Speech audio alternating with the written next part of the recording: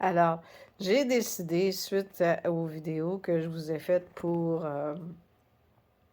les tests de poils canins, alors j'ai décidé d'aller plus loin parce que, bon, je trouve vraiment que ça serait une source merveilleuse de fibres si je pouvais vous montrer qu'on peut faire un beau produit. Alors, j'ai passé la fibre au picker.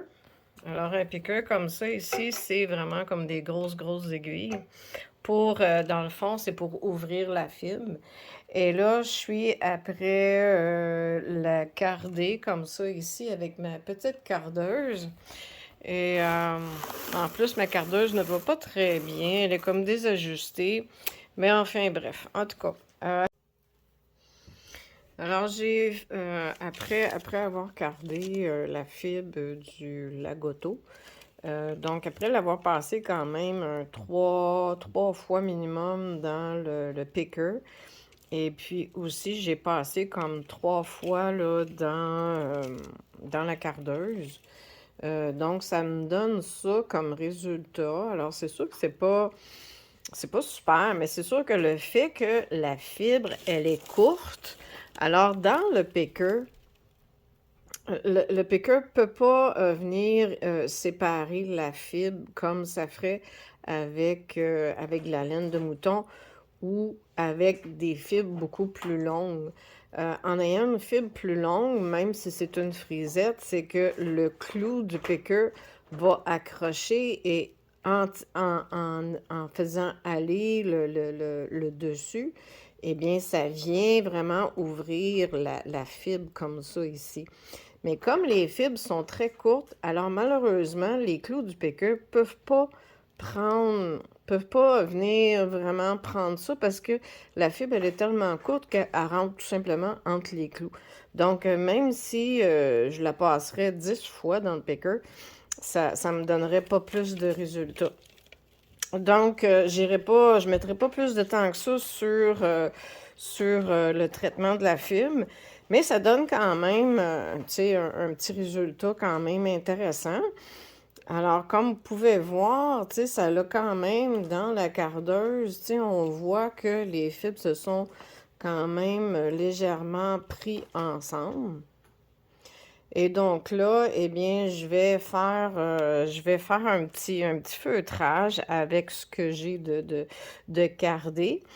Et avec la fibre, là, ici, juste passée dans le picker, eh bien, je vais quand même aussi le feutrer et faire un genre de petit tapis finalement.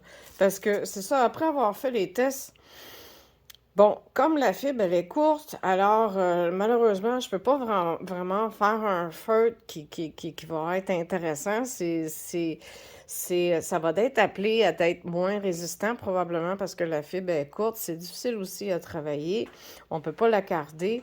Donc finalement, je vais la feutrer brute. Ça me donne rien de garder cette fibre-là. Mais comme on sait qu'elle feutre maintenant, eh bien, je trouve ça quand même important de faire un projet avec pour vous le montrer.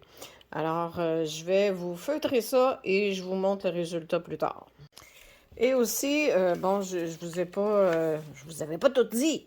Alors, ici, la fibre du bouvier, alors, elle s'est travaillée beaucoup mieux, malgré le fait que la fibre était courte aussi, mais elle s'est travaillée vraiment beaucoup mieux. Alors, avec ce que j'ai, je l'ai cardé. Alors, avec ce que j'ai de cardé, eh bien, je vais faire un genre de petit foulard pour voir si, parce que je trouve que quand même, c'est une fibre qui est très douce.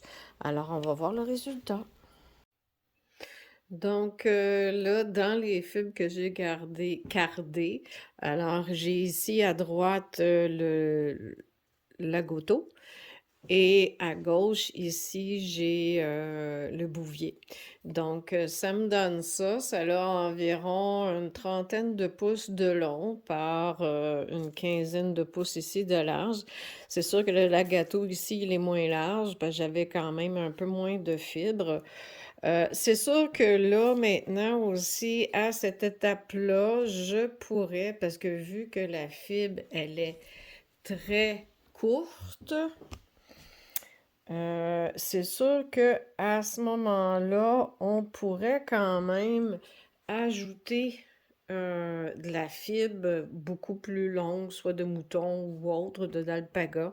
Mais bon, comme vous le savez, je veux absolument savoir quel résultat fini que je vais avoir avec une sorte de fibre et non pas avec un mélange. Donc, je vais y aller comme ça. Alors, voilà finalement les résultats. Donc, ici, j'ai le bouvier. Euh, c'est sûr qu'il y a beaucoup de poils blancs dedans, mais j'ai comme l'impression que c'est peut-être parce que c'était dans le même sac que le, que le bichon. Et, euh, ça a donné, je suis contente parce que ça a quand même donné un très beau résultat. Voyez-vous, c'est à comparer aux échantillons de tantôt. C'est vraiment très, très, très uniforme comme feutre. Et aussi quand même, là, c'est sûr que j'ai voulu essayer de faire un foulard. Euh, donc, c'est sûr que j'en ai mis très peu. Et c'est ça, c'est quand même doux. C'est quand même très doux. C'est sûr, le fait qu'il y ait des poils, bien, ça pourrait quand même, des fois, être un peu piquant. Mais à un moment donné, parce que ça, j'ai vraiment l'impression, voyez-vous, ça tombe facilement. Donc, ça, on pourrait facilement là, les enlever, les poils. Mais donc, c'est ça. C'est que oui, c'est une très belle fibre. La seule chose, c'est qu'il faudrait vraiment que le chien soit peigné et non pas rasé. Ou du moins, s'il est rasé, il faudrait attendre que la fibre, que son sous-poil soit quand même d'une bonne longueur. Parce que là, moi, ce que j'ai eu comme fibre, c'était vraiment comme coupé très court et c'est vraiment comme trop court. Ce qui fait que c'est très difficile à carder, premièrement, et par la suite, eh bien, ce qui arrive, c'est que ça donne aussi un feutre qui est pas... Là, c'est sûr aussi que le fait que la fibre était courte, c'est difficile à carder et aussi c'est difficile à bien étendre la fibre. Donc, c'est pour une des raisons qu'il y a des trous dans le feutre. C'est que probablement que quand j'ai étalé la fibre, j'ai pas étalé assez uniformément partout. Donc, c'est ça. Et comme vous pouvez voir, il y a quand même bien des endroits où ce qu'on voit au travers. Et donc, ce qui fait que c'est sûr que ça va être un feutre qui va être quand même fragile, qui va pouvoir là, déchirer facilement à rien. Par contre, si on fait un foulard, ben ça n'a pas besoin non plus d'être super résistant. Hein? On tirera pas un tracteur avec ça, là, quand même. Donc, tu sais, c'est vraiment, je trouve ça vraiment, vraiment intéressant comme fibre et en plus, c'est doux. Donc, on aurait très bien pu faire un chapeau, des mitaines. Ça aurait été vraiment super, mais en autant que la fibre est un peu plus longue. Et ici, eh bien, on a le chien, là, la race Lagato. Alors, encore une fois, à comparer aux échantillons que j'avais fait la première fois, alors c'est vraiment super de voir la surface du feutre ici. C'est vraiment super. Donc, on voit aucunement là, des bosses ou des frisettes. Malgré que pourtant, même si j'avais écharpillé et cardé, j'avais encore plein de frisettes quand même là, dans la fibre. Et bien sûr aussi, c'est sûr que ça fait pas un feutre là, très solide. Alors j'ai à des endroits où ce que j'ai des trous. C'est sûr que avoir gardé, tu sais, je dis tout le temps dans les cours, faut toujours vous garder une partie de la fibre au cas où, justement, qu'on aurait à réparer des trous ou autre chose. Et moi, je n'ai pas gardé aucunement, j'ai pas gardé de fibre. Mais si j'en aurais gardé, j'aurais pu venir réparer les trous comme ça ici en feutrant à l'aiguille. Et après ça, refeutrer quand même un peu à l'eau et au savon et ça aurait été très bien. Mais dans le fond, mon but était tout simplement de vous montrer visuellement ce que ça donnait une fois cardé et une fois feutré. Alors, ça donne un très beau résultat. Et je vous dirais également que, bon, lui, il n'est pas aussi doux que le bouvier, mais tout de même, c'est très, très, très intéressant. C'est pas rude, c'est pas piquant. Alors, c'est vraiment très intéressant comme film. Donc, encore une fois, c'est vraiment une très belle fibre à travailler, mais il faudrait qu'elle soit plus longue. Donc, voilà.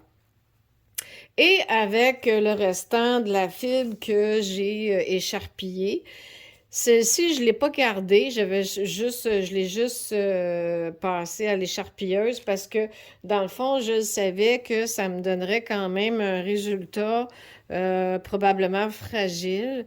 Et c'était vraiment pas évident non plus à essayer de carder la fibre.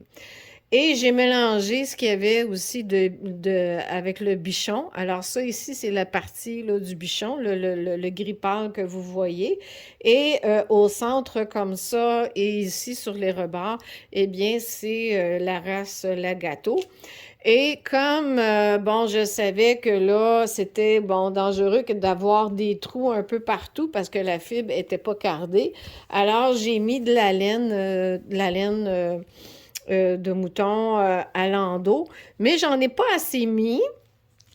Et ce qui fait que, c'est parce que aussi, l'autre chose, l'autre détail, c'est que j'avais écharpillé le lagato, mais le bichon, lui, je l'avais pas. Fait que je suis allée vraiment tel quel. Alors, ce qui fait que j'ai des trous. Alors, ça, j'ai pas mis assez de laine. Il aurait fallu que je mette plus de laine. Mais je voulais pas que ça soit trop épais. Je voulais faire un genre de petit tapis, mais je voulais pas que ce soit trop épais parce que c'est quand même une bonne épaisseur. Donc, voilà. Alors, puis encore une fois, quand même, c'est très intéressant, le bichon, ça se feuille très bien. La seule d'inconvénient là-dedans ici, c'est que dans le fond, la fibre n'était pas assez longue. C'est tout simplement ça. Donc, voilà, alors je vous encourage, si vous avez des chiens ou que vous connaissez des gens qui ont des chiens et qui ont du poil long, qui ont une fibre quand même assez duveteuse, alors je vous dirais, offrez-leur ou peignez les chiens avant d'aller les emporter chez les toiletteurs, parce que c'est sûr, même si vous les peignez pour ramasser le sous-poil, ils vont sûrement quand même avoir besoin d'aller chez le toiletteur pour faire couper les poils. Mais sinon, vraiment, je trouve ça triste de tout simplement jeter ça. C'est sûr aussi que comme, bon, moi j'ai fait, dans le fond, on peut très bien tout simplement aussi le mélanger avec de la laine et ça donne quand même un beau résultat. C'est juste qu'ici, moi, j'ai pas mis tout à fait assez de laine, tout simplement, mais sinon, ça donnerait un très beau tapis. Et je peux encore quand même, avec la laine, je vais venir tout simplement feutrer à l'aiguille pour remplir les trous solidifiés. Et puis, ça va très bien faire un petit tapis. Alors, amusez-vous bien avec vos chiens, allez jouer dehors et au printemps, eh bien, faites un petit peignage pour ramasser le sous-poil avant d'aller chez le toiletteur.